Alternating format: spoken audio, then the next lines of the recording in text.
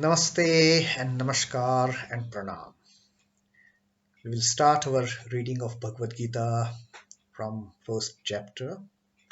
But before we take up the reading, before we take up the recitation of Bhagavad Gita, as usual, the meditation on Gita and the same shlok that we recited yesterday. ॐ पार्थाय प्रतिबोधितां भगवता नारायणेन स्वयं व्यासेन ग्रथितां पुराणमुनिना मध्ये महाभारतम् अद्वैतामृतवर्षिणीं भगवतीम् अष्टादशाध्यायिनीम् Ambe त्वामनुसन्दधामि भगवद्गीते भवद्वेषिणीम्.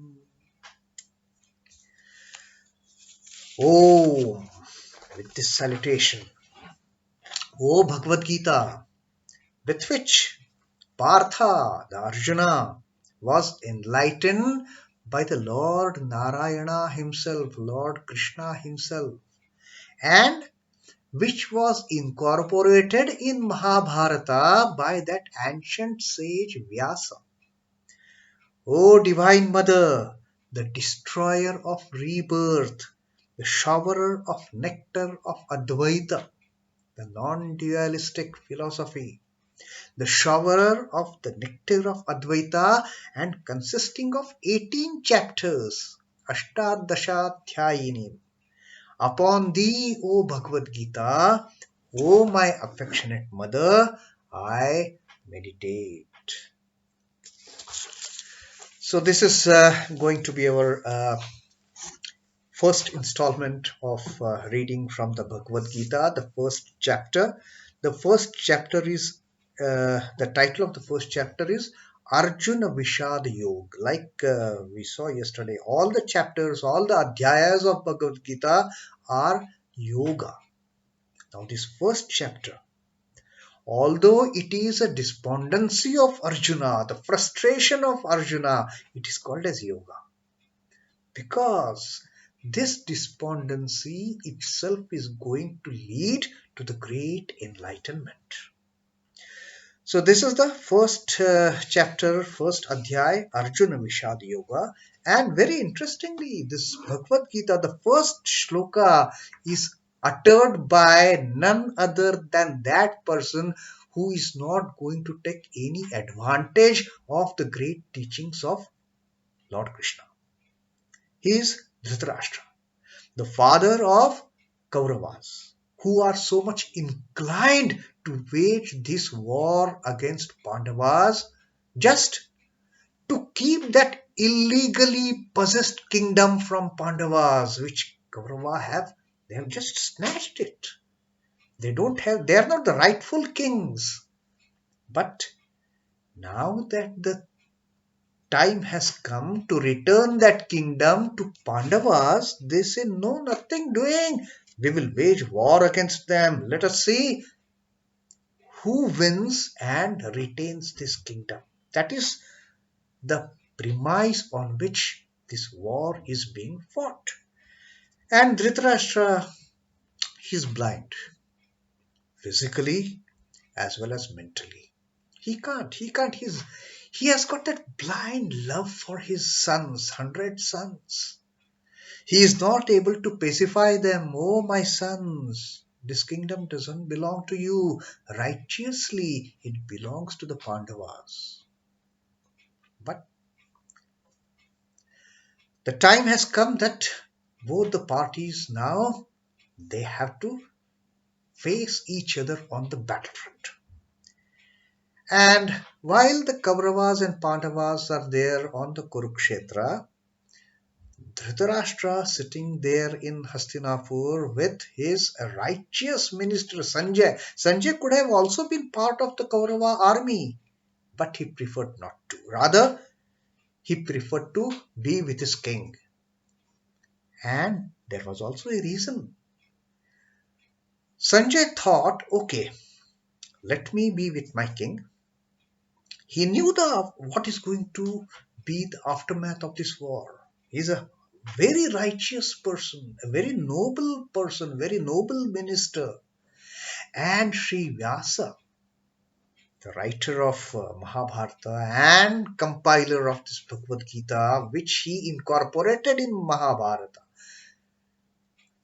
Sage Vyasa had given him a divine vision that sitting there in Hastinapur near his king Dhritarashtra, Sanjay could actually see what is happening there on the battlefield. It was a live telecast for that matter.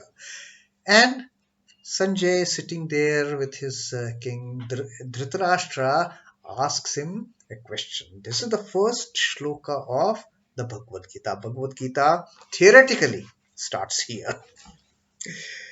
Dharmakshet Dhritarashtra Uvacha. Dharmakshetre Kurukshetre Samaveta Yuyutsavaha Mamakah Pandavaschaiva Kim Kurvat Sanjaya. Dhritarashtra is asking Sanjaya, oh Sanjay, Dhritarashtra Uvacha, Dhritarashtra said, Dharmakshetre Kurukshetre. On the Dharmakshetra is the field of righteousness, field of religions.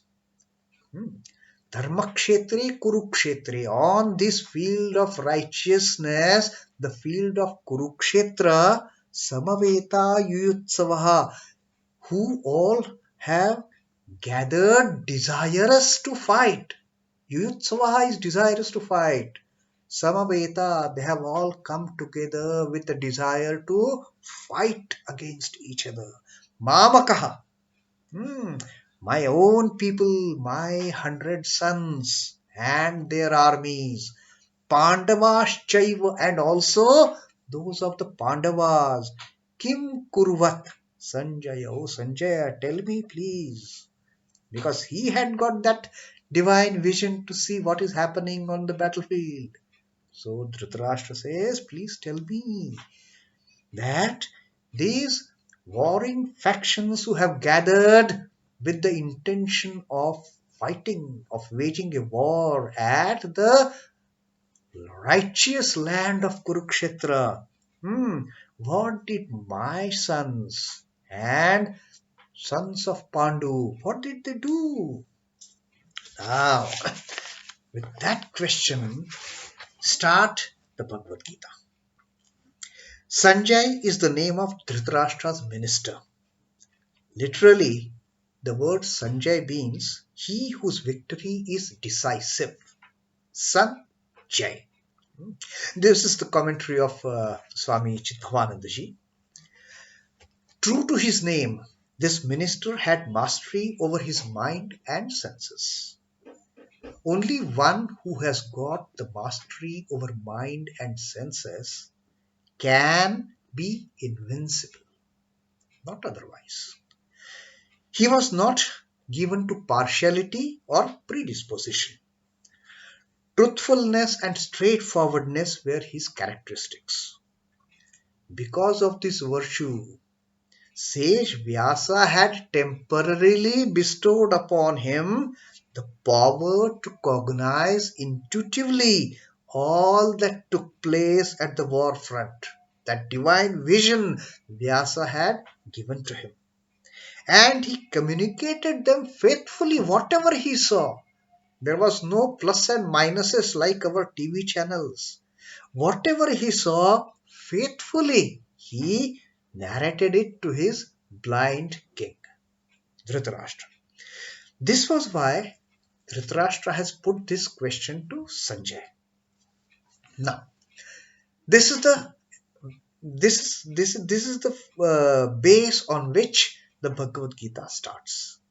That Dhritarashtra wants to know. He is very keen to know.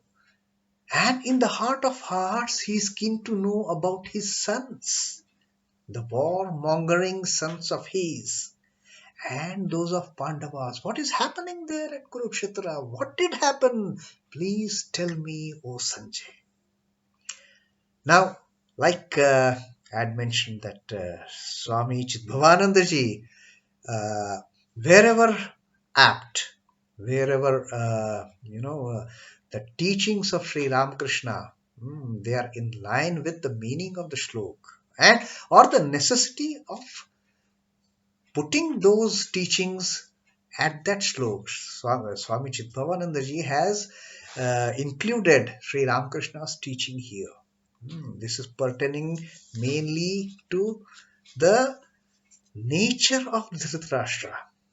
Sri Ramakrishna says, however long a stone may remain immersed in water, in river, it does not allow even a small particle of water to percolate into it. A hard stone, if it is lying in the river, it is so hard that it will not allow a single drop of water to penetrate inside.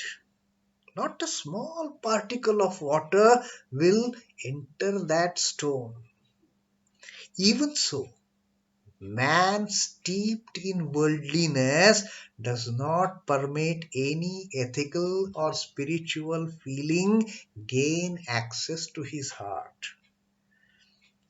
A very most suitable teaching of Sri Ramakrishna as far as Dhritarashtra is concerned. He is blind physically, unfortunately, and he is mentally also blind. He cannot think of anything but his sons. He doesn't mind whether they are righteous or unrighteous. He does not mind their unrighteous behavior, their ill behavior. He does not mind because they are his sons. And therefore, he remains blind mentally also. So, whatever advice Sri Krishna has given. Now, there is a beauty of this entire Bhagavad Gita. Apart from Arjuna on the battlefield, he is the direct receptor of that knowledge from Sri Krishna.